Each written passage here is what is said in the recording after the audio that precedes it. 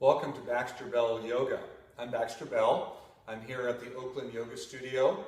Thanks to Jin Sung's generosity in making the space available for us. Please come take class here someday. Great classes, really excellent and experienced teachers teaching classes here.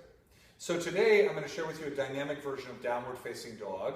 Earlier in our sequence I showed you dog to plank. Nina was kind enough to model for me at that time, Nina Zolotov, my co-creator at Yoga for Healthy Aging.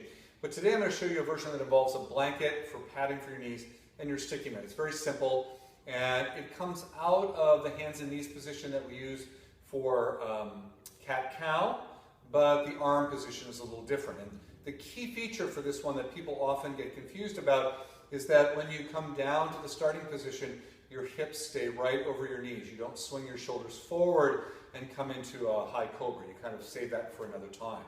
Okay, so without further ado, I've already got my blanket set up. So I'm going to turn sideways. I'm going to go ahead and come into hands and knees position. And then from here, I'm going to take my hands forward about one full paw print. So you'll notice that my arms form about a 45-degree angle with the floor. I turn my toes under.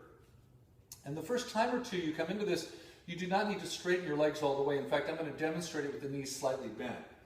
So on your inhale, you're going to come into a little bit of the cow arch. The lower back arches, your chest looks forward. And then as I exhale, I'm going to press up and back into down dog with the knees slightly bent. As I inhale, I bring my knees down to keep my hips over my knees and finish my inhale with that little back bend. Exhaling, press up and back, knees still a little bit bent. Inhale, knees come down, hips stay over the knees as you finish with that nice little back bending arch. Exhaling into down dog. I'm straightening my legs a little bit more now. Inhaling, the knees come down, the hips stay over the knees. 3 more times like that. Exhaling into down dog. Inhaling, the knees come down, the spine arches. Exhaling into dog. Inhale, coming down. Last one on your own. And then walk the hands back. You might even walk the hands all the way back towards your knees. Come up and shake the arms out just a little bit.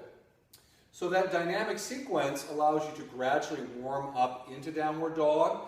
So it's going to have a lot of the benefits of regular dog, except you're just not in it for very long. In addition, when you bring your knees down, you get to come into a little back bend. So you're going to mobilize the vertebra, the spine. It's a pretty simple little sequence. You can definitely do it more than once if you want. So we did that for 6 rounds of breath. Let's do it for another 6 rounds. So I'm just going to do the first one, talking you through, and then I'm going to leave you to do the last couple. I'll do it along with you. So from hands and knees, the hands move forward about 1 full hand length. The toes are turned under. You look back and make sure that your hips are over your knees. And then as you inhale, you come into a little back bend, a little cow arch, like in cat-cow. And then exhale, pressing back to down dog with bent knees or straight legs. Inhale, the knees come down. Shoulders stay back with the wrists. Exhale, pressing up and back. Inhaling down. Exhaling up. Last 3 on your own.